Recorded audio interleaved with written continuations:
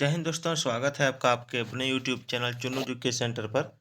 मैं राकेश कुमार राय उर्फ चुन्ना आपके लिए एक नया बुक लेकर आया हूं, जिसका नाम है बिहार एक परिचय, जिनके लेखक हैं इम्तियाज अहमद, रजनीश कुमार। इस बुक में आप देखिएगा, ये नए परीक्षा पैटर्न पर आधारित है। बिहार लोक सेवा आयोग के द्वारा आयोजित होने वाली सभी परीक्षाओं, बिहार कर्मचारी चयन आयोग की सभी परीक्षाओं, सचिवालय सहायक एवं अन्य स्नातक एवं इंटर स्तरीय पदों एवं बिहार पुलिस तथा दारोगा तथा बिहार में आयोजित होने अन्य प्रतियोगिता परीक्षाओं के लिए बहुत ही इम्पोर्टेंट है। इनके लेखक हैं इम्तियाज अहमद, रजनीश कुमार, और पब्लिकेशन है नेशनल पब्लिकेशन। चलिए देखते हैं। सबसे पहले बिहार का इतिहास एवं संस्कृति में अध्याय 1 है। ये प्राचीन बिहार से पूछे गए सवाल को देखते हैं।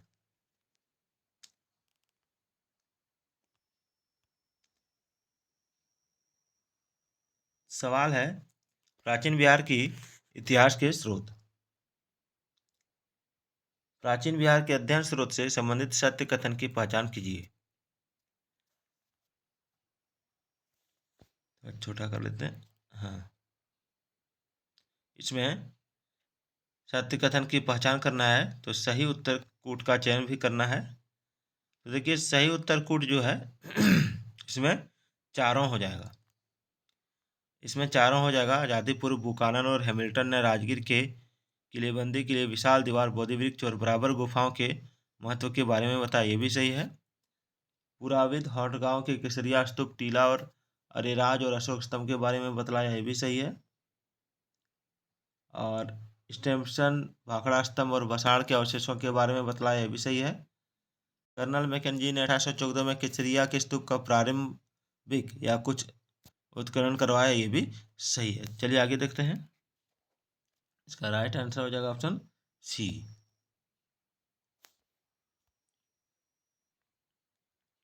सवाल है, कनिंघम से संबंधित कौन सा कथन गलत है। देखिए, कनिंघम से मैं डायरेक्ट आंसर बताता हूँ। कनिंघम से संबंधित जो कथन गलत है वो है आपका ऑप्शन डी। 1863 में कनिंघम ने सबसे पहले मद्रास के समीप पाषाणकालीन उपकरण का पता लगाया था, यह गलत है। 1863 में आर ब्रूसफुट ने सबसे पहले मद्रास के निकट पूर्व पाषाणकालीन उपकरण का पता लगाया था, ये आंसर होगा इसका। तो ये इसका आंसर हो गया। आज़ादी के बाद बिहार में पुरातात्विक गतिविधियों से संबंधित सही तथ्य चुनिए। देखिए, 1949 में पटना विश्वविद्यालय में प्राचीन भारत और पुरातत्व विभाग खोला गया। एक ये कथन दिया हुआ है, इधर आइए।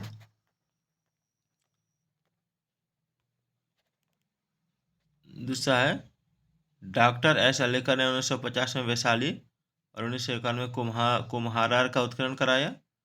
तीसरा, 1962 में राज्य में पुरातत्व निदेशालय की स्थापना की गई। चौथा देख सकते हैं, 1970 में पटना विश्वविद्यालय ने प्रसिद्ध बौद्ध नगर चंपा का उत्खनन किया। और यहाँ 500 ईसा पूर्व की गजदंत निर्मित एक नारी की मूर्ति है, गजदंत यानी हाथी के दांतों से निर्मित। और बोध गया में निरंजना नदी के पार जापानी दल ने उत्खनन किया और 3री सदी ईसा पूर्व के बकरोर गांव में स्थित बौद्ध का मठ का पता लगाया। क्या होगा? तो देखिए, इसका आंसर हो जाएगा ऑप्शन ए, ये सभी। चलिए अगला है, बिहार में मुद्रा अध्ययन स्रोत से संबंधित कौन सा तथ्य गलत है। तो देखिए, इसमें आंसर हो जाएगा ऑप्शन ई। बिहार में 98 रत्ती के सिक्के मिले हैं, ये गलत है।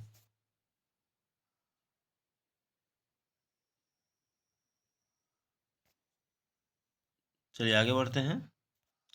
महादेवी प्रभुदया के 2 अभिलेख कहाँ से प्राप्त हुए हैं। तो इसका आंसर हो जाएगा ऑप्शन ए, वैशाली, बसाड़। मोहर के अनुसार प्रभुदया शक सरदार महाछत्रप रुद्र सिंह की पुत्री थी। केशव नामक एक व्यक्ति ने बोध गया में एक शिव मंदिर का निर्माण करवाया, इसकी जानकारी कहाँ से मिलती है। तो इसकी जानकारी मिलती है धर्मपाल के बोध गया प्रस्तर अभिलेख से। श्रीलंका के भिक्षुओं का वर्णन किस अभिलेख से मिलता है? बोधगया से प्राप्त अभिलेख, नालंदा से प्राप्त अभिलेख, या फिर मुंगेर जनपद से प्राप्त अभिलेख, या इनमें से कोई नहीं। तो इसका राइट आंसर होगा बोधगया से प्राप्त अभिलेख। श्रीलंका के भिक्षुओं का वर्णन बोधगया से प्राप्त अभिलेख से मिलता है। आगे देखते हैं। राजनीति रत्नाकर पुस्तक के लेखक कौन है? देखिए पूछा गया है बीपीएससी में। तो राजनीति रत्नाकर पुस्तक के लेखक हैं आपका ऑप्शन ए चंदेश्वर। मिथिला राजा के मंत्री चंदेश्वर ने अपनी रचना राजनीति रत्नाकर में राजा के ब्रह्मानीति का आधार मंडल सिद्धांत बताया है। यहाँ भी साड गुण सिद्धांत यानी साम दाम भेद और दंड के उपायों के प्रयोग का परामर्श देता है। चलिए, कौटिल्य की पुस्तक अर्थशास्त्र किस विषय पर आधारित है? देखिए ये भी आपका बिहार में होने वाली बीपीएससी परीक्षा 2018 में पूछा गया है। तो देखिए इसका राइट आंसर होगा आपका ऑप्शन बी, शासनकाल के सिद्धांत और अभ्यास। उद्वंत प्रकाश के लेखक कौन है? ये भी देखिए 2017 बीपीएससी में पूछा गया है। तो देखिए इसका राइट आंसर हो जाएगा आपका ऑप्शन ए, मौलिक कवि। उद्वंत प्रकाश के लेखक मौलिक कवि है।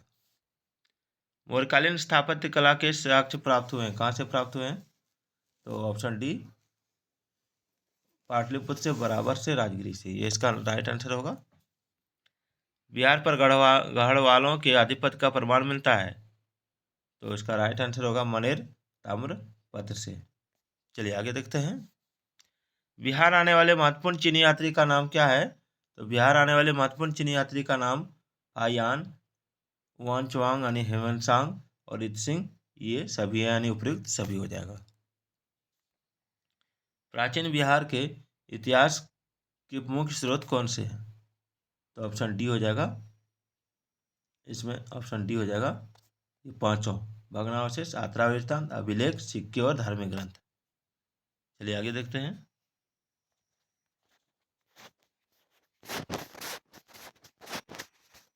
प्राचीन पाटलिपुत्र के संबंध में जानकारी के स्रोत हैं, क्या है? तो जानकारी के स्रोत ये उपयुक्त सभी हो जाएंगे, ऑप्शन डी। चलिए, बिहार में मौर्यकालीन अभिलेख प्राप्त हुए हैं, तो कहाँ से प्राप्त हुए हैं? तो इसमें हो जाएगा आपका ऑप्शन सी, लोरिया अरिराज से, लोरिया नंदनगढ़ से, सहसराम से और रामपुरवार से। चलिए आगे देखते हैं। अशोक का लघु शिलालेख एक प्राप्त हुआ है, कहाँ से प्राप्त हुआ है? तो सहसराम से। बिहार से प्राप्त मौर्यकालीन अभिलेखों की भाषा क्या है? तो संस्कृत और प्राकृत। बिहार से प्राप्त मौर्यकालीन अभिलेख की लिपि क्या है? तो ब्राह्मी लिपि है। बिहार में धातु प्रस्तर युगीन अवशेष मिले हैं, कहाँ से मिले हैं?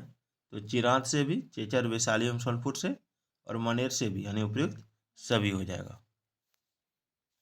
बिहार के नवादा जिले के अफसर से प्राप्त अभिलेख में किस राजवंश के बारे में जानकारी मिलती है? तो परवर्ती गुप्त वंश। चलिए आगे देखते हैं।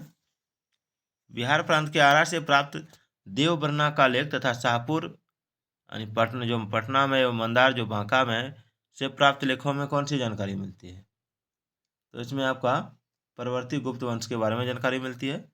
देवबरना के अभिलेख में परवर्ती गुप्त वंश, देवगुप्त, विष्णुगुप्त एवं जीवितगुप्त द्वितीय का नाम मिलता है। चलिए आगे देखते हैं। पाल शासकों के बारे में जानकारी मिलती है, तो इसमें हो जाएगा आपका ऑप्शन डी, देवपाल के मुंगेर अभिलेख से, नारायण पाल का भागलपुर ताम्रपत्र अभिलेख से, महिपाल प्रथम के नालंदा में मुजफ्फरपुर अभिलेख से। चलिए आगे बढ़ते हैं। बिहार से प्राप्त मौर्य अभिलेखों की लिपि क्या है? तो देखिए बिहार से प्राप्त मौर्य अभिलेखों की लिपि है, उपयुक्त में कोई नहीं।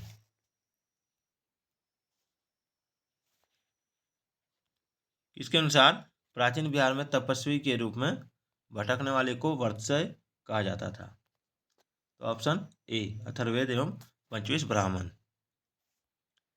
किसके अनुसार आर्य सभ्यता गंगा के दोनों ओर फैला हुआ था? तो ऑप्शन बी, शतपथ ब्राह्मण के अनुसार। बौद्ध धार्मिक साहित्य में कौन ग्रंथ प्राचीन बिहार के इतिहास के संबंध में जानकारी का स्रोत है? तो इसका राइट आंसर हो जाएगा दिघ निकाय। कौटिल्य के अर्थशास्त्र में किस पहलू पर प्रकाश डाला गया है? तो इसका राइट आंसर हो जाएगा राजनीतिक नीतियों पर। अप्सर नवादा से प्राप्त एक मंदिर का भग्नावशेष प्राप्त हुआ है, तो इसके दीवारों पर कथा दृश्य अंकित है, तो रामायण की, ऑप्शन सी। बिहार के इतिहास की जानकारी के साहित्यिक स्रोत कौन सा है? तो शतपथ ब्राह्मण, अथर्ववेद, ऋग्वेद, ये तीनों हो जाएगा नहीं, ऑप्शन डी इसका राइट आंसर हो जाएगा। तो ये था बिहार की परीक्षा में पूछे गए प्रश्न। कल का टॉपिक रहेगा पूर्व इतिहास, पौराणिक एवं वेदकालीन बिहार, जिसमें आपको जैन धर्म, बौद्ध धर्म और बहुत सारे वंशों के बारे में मैं बताऊंगा। लगभग 50 प्रश्न कराऊंगा इससे। तो फिर मिलते हैं अगले वीडियो में, तब तक के लिए जय हिंद, जय भारत।